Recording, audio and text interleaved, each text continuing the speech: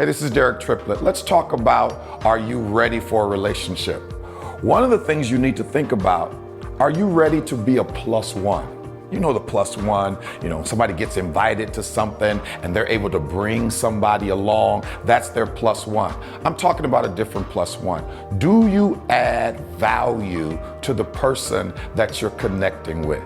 Do you raise the level of their existence? Do you raise the level of their life? Are you a plus one? Don't bring them down. You want to lift them up. So make sure that if you're going to get in a relationship, you're ready to add value. Are you a plus one? Why are so many people hurting so badly? Make the relationship more important than the issue. Do you add value to the person that you're connecting with? My name is Derek Triplett. This is Better Relationships. And guess what? It gets better from here. Welcome to Better Relationships. My name is Derek Triplett. Today I want to talk to the single adults. And according to the last census, there's a lot of y'all.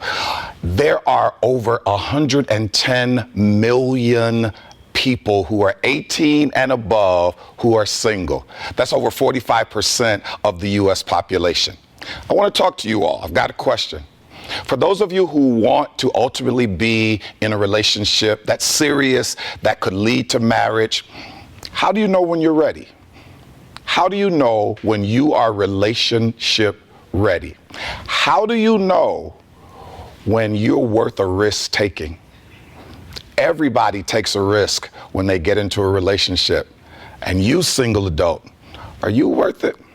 We're going to talk today about being relationship ready. That's what's coming up next on Better Relationships with Derek Triplett. The only way you should get into a relationship is that you feel you are ready, you have taken an inventory of yourself and been around that person long enough to know that you know him. The only way you should get into a relationship is if you've had time to go through some type of counseling so that you'll know more about yourself and the individual that you're getting into a relationship with. The only way you should get in a relationship is when you have properly taken care of yourself. Welcome back to Better Relationships. My name is Derek Triplett. We're talking to the single adults today, all 110 million of you in the United States of America. What makes your relationship ready? How do you know that you are a good risk for somebody to take? And I brought somebody in that can tell you about it. She's a speaker, she's an author, she is a coach for women, you name it. Dr. Mercer, welcome to the show. Thank you for having me. It's good to have you. I wanted to talk to you about this subject because of the breadth of your relationship history. Because it would be one thing to talk to a 21-year-old about being relationship ready. Yeah. Matter of fact, I want to talk to them about being relationship ready. So I wanted to talk to you. Tell me, what's the story? Married, divorced? Talk to me about that. Married young, was in an abusive relationship, got divorced, and in my home, they trained us not to even look for single men, but always attract men who are non-committals and to date men who are either non-committals or either married, because all you just need is somebody to provide for you. Okay. So it's safe. Safe, but with no commitment. And then coming from an abusive home, I was trying to find my father in other men. Okay. Because my father was a remarkable man till age 12, till he began to live his truth. And his truth was he was a homosexual. Wow. And it devastated us, but he was happy with it. And so I was angry, I was bitter, and I did not know how to respect men. So you loved your dad. Loved him. Loved your dad. Loved him. Hit a crossroads at age 12. Married young. That ends up being abusive. How do you come out of that? I didn't. I went to church, and the church taught me how to hide it. Okay. How to just suppress it, praise God, pray God gonna work it out after a while. And he didn't. I became more of a monster because they taught me how to hide. And the other people that was hiding, I connected to them because So we're y'all just spirit hid first. together. Oh yeah, because spirits attract each other. Right. So years later, I got involved with my leader, and it devastated my life. I mean, like, it wrecked my children, it wrecked his family. And I remember going back to Knoxville and heard this man say, God wants to do so much in your life, but you got to make your wrong right. Wow. Did not understand that until God told me to give him back to his wife. He doesn't belong to you. I was like, that's crazy. Okay. So in that, I did that, and Emotionally? emotionally and physically. Okay. Okay. He went back to literally. God began to deal with me for a whole year. Give him back to his wife. He does not belong to you. Took me on this journey about David and Bathsheba. I was like, oh my God. And with that, make a long testimony short, he went back and married her. God restored their church. God restored their marriage. God restored everything. But I was on a separate journey. So then now, as God has elevated my life, my ministry, my name, they were telling me, you don't tell certain things. Okay. It's going to be okay. That's your past and go on. But I kept running into the same spirit with different faces. So then I got into this relationship with someone who was single and found out that was not the will of God. I was trying to fulfill something that I never had. And I put that responsibility on that man. On somebody else. Yes. Now, coming out of that, you discovered you, worked on you, and then you reached a point and you said, now I'm ready for a healthy relationship. Yes. What was that like, and what were those traits that told you, okay, I'm centered enough, and because I've got this, this, and this, I'm now ready for a healthy relationship? You know, I knew I was ready when I started reproducing who I was. I started writing. I got to the place where I didn't need a relationship. Okay. I got to the place where I stopped focusing on one, or you go here and you may find them, or you go there, you may find them. You look this way, and I start saying, you know what, it's too much pressure. It's time for me to be who I am and live my truth. And that's what I started doing. And I started rebuilding relationship with my children and really focusing on the dynamic of healing my family. Okay. And I got to the point the other day, I said, you know what, I think I'm ready. So the first step of knowing that you were relationship ready was that you didn't need one. I didn't need one. Wow. I didn't need one. I was centered. I was happy. I could, and it's not all give yourself a bath, take yourself out to eat. They tell us you still miserable taking your, because every now and then you want somebody on the other side of that table telling you fine, you know? So, but I started enjoying life, and I started seeing my perspective changed, and I was not again going to allow no one to tolerate me. I wanted someone to be committed, to be happy. We could share our stories and nobody judge me or I judge them. And I just began to see life in a whole nother way. So you didn't need it, but now you got a life that's full. But how did you make space or leave space in a full life to be open for a relationship? Because I kept myself. Now I'm at a place where I could be vulnerable. I'm at a place where I could be vulnerable to love and realize that loving someone, you may get hurt. But if you know their heart and you understand that they're not hurting you intentionally, and you're growing together, I'm ready to work with someone. So far we've said, don't be desperate. Right, absolutely. And embrace the power of vulnerability. Absolutely. Those two things help make you relationship ready. It made me ready. We're going to keep talking about it. We're going to come back in a minute. My name is Derek Triplett, and this is Better Relationships. Hey, let's head over to the Better Relationships Q&A corner. Here's a question from Carl from Atlanta. How do you know when you found the right one? Well, let me tell you this. It helps when you know and admit when you're with the wrong one. A lot of times in the dating process, we can know this is not her. we can know, ladies, this is not him. And you'll stick with it because it's meeting a particular need at that particular time. Let me separate your needs. There are dominant needs and then there are prominent needs. You want to be in relationship with people who are meeting your dominant needs. Here's what I mean. There are 3 or 4 things that you've just got to have in a relationship, no matter who you're in relationship with. I need these things, whether it's communication, whether it's conflict resolution skills, whether I want children, whatever it is, write those down, be sure about those, and make sure that whomever you are dating has the ability to meet those dominant needs. A lot of times we get into relationships because people meet our prominent needs, whatever's at the surface right now. I'm lonely right now, or I need somebody to go to a particular work event, so I hook up, or it's Valentine's Day or Christmas Eve and I don't want to spend it alone. Don't do that to yourself, because you can end up wasting a lot of time. So get your dominant needs together and choose people. Now, some would ask, does God send you one particular person? Let me answer that question the only way I know how. I don't know. I really don't know. I'm not one of those people who say, you got to find your rib. I don't know. You got to get that from somebody else. But make sure that you have somebody who meets your dominant needs. Your dominant needs, not the prominent ones. That's my answer.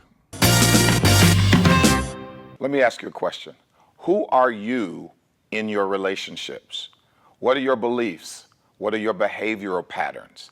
All of that matters and will affect your relationship.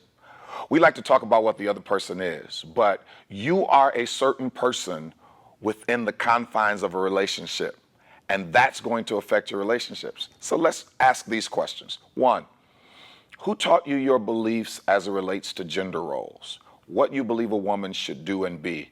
What you believe a man should do and be? If you were miseducated, especially if Uncle Joe taught you, yeah, this is what's supposed to happen and this is supposed to be, if that's how you were trained, then maybe that's why your relationships end up the way they are. Let me ask you another question. Who taught you the importance of forgiveness, tolerance, acceptance? Who taught you how to converse? Who taught you how to actively listen? All of those are a part of being in a good relationship. If the wrong person taught you, then you learned the wrong stuff. So go back, decide, go back, remember, go back, refine what you think about relationships and who you are in them. Because guess what? All of your relationships have one thing in common: you. So if you are jacked up, then it's a possibility your relationship might go left. Listen, I'm Derek Triplett. This is Better Relationships, and it gets better from here.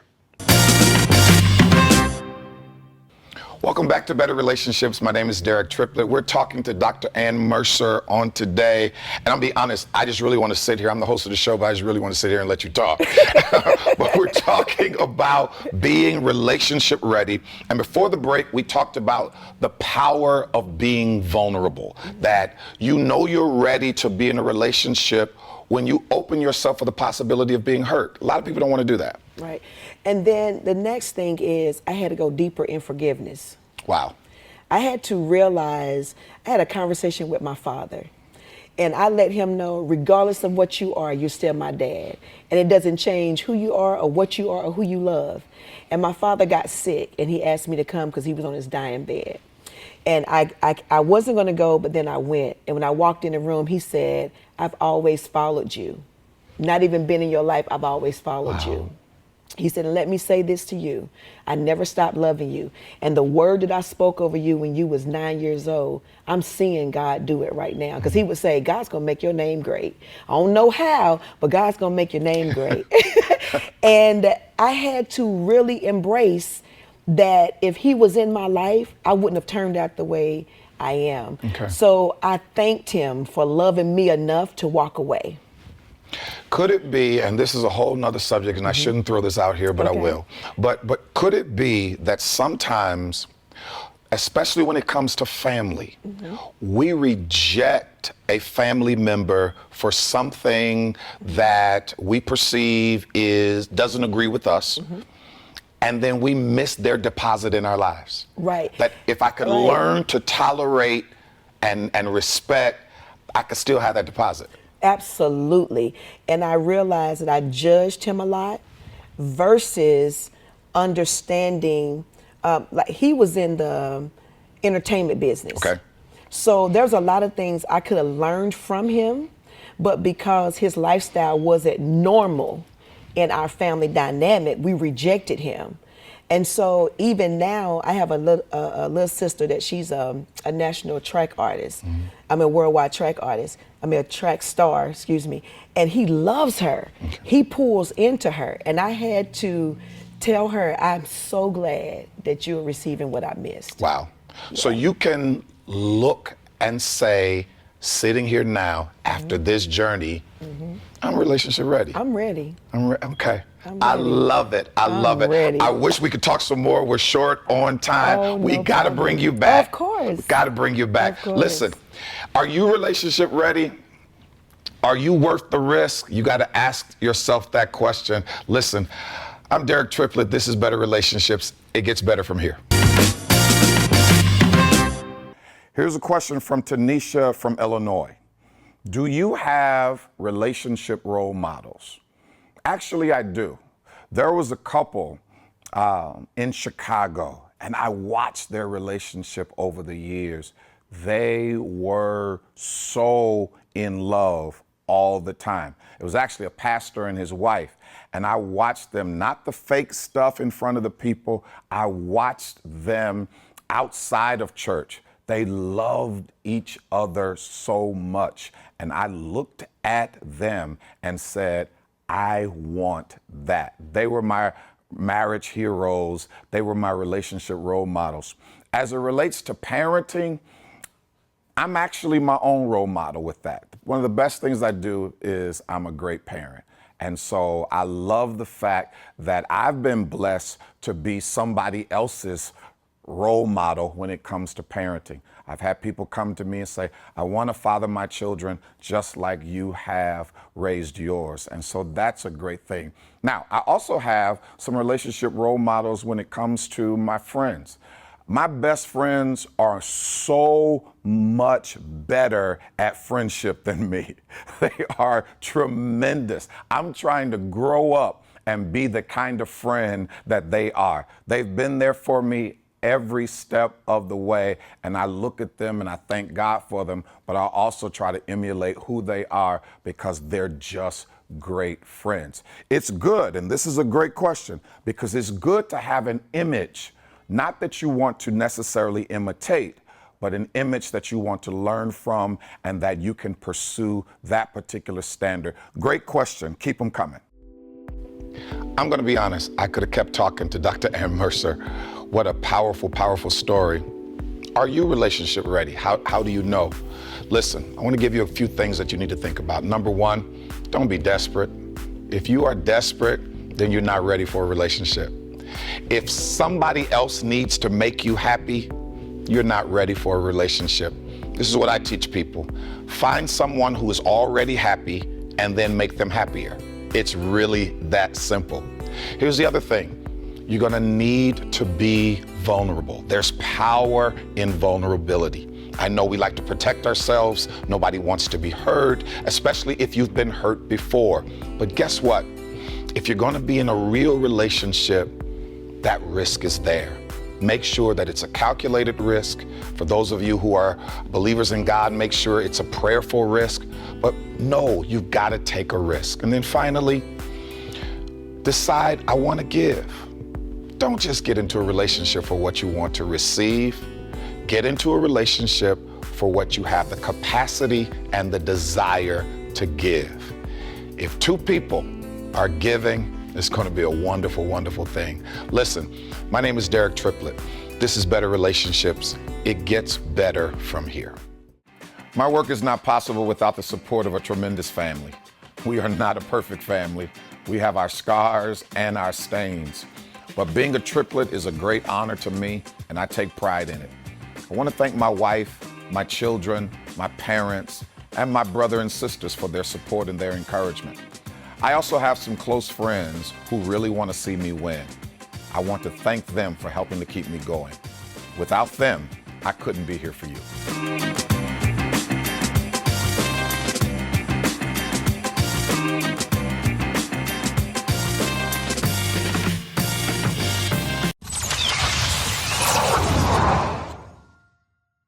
I want to talk about breakups. Why? Because they're necessary sometimes. Now, I'm not talking about divorce. Those of you who are married, do not take what I'm saying as your card to be able to get out of your marriage. I'm not talking to you right now. You deal with that with someone else. But I'm talking about those who are not married and they're dating and they're in relationships that they should walk away from. Listen, you don't have a whole lot of time. Your life is not as long as you think it may be. Time flies and we look back and our life is gone. So if you are in a relationship that you know you shouldn't be in, break up. Break up. Here's why we don't break up. We would rather have a piece of something than all of nothing. And sometimes it's not the person that we miss. It's not the person we're committed to. It's the routine that we miss. So don't stay with a person just because you are unwilling to deal with their absence. Break your routine, because guess what? You can't get ready for what's next for you if you haven't gotten through and gotten over and gotten past what you're in right now. So sometimes the breakup is necessary. And for those of you who are cowards and you're waiting on him or her to do it because you don't want to be responsible for doing it, they may never do it. So go ahead, get the courage to do what you need to do, end what needs to be ended so that you can begin what needs to be begun. I'm Derek Triplett. This is Better Relationships. Here's a question from Rob from Los Angeles. I think my wife is falling out of love with me. She's been distancing herself away, not talking as much. I tried everything I could. I tried talking, asked her to go to counseling. I bring flowers. I just don't know what else to do. Please help. First of all, Rob, don't panic. Try not to use fatalistic conversational techniques. I think my wife is falling out of love with me. No, it could be a myriad of other things. It could be that she's going through something personally that she's not ready to share yet. So continue to be open as a husband, continue to be supportive as a husband, and when it's time, just ask the tough questions. Don't beat around the bush. If you think or have some suspicions, articulate those in a way that's not accusatory. If you think that she has forgotten about you or is neglecting you, talk to her about your feelings of neglect. If she conveys to you that she's just going through something right now, then take that. And here's the tough part. Continue to be a great husband. Continue to sow the seeds of being a great husband, because ultimately you'll reap the harvest of her returning to being a great wife.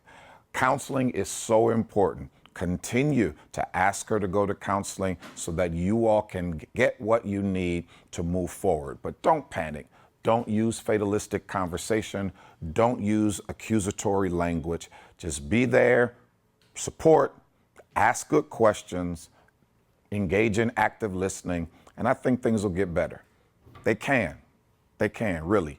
Don't panic.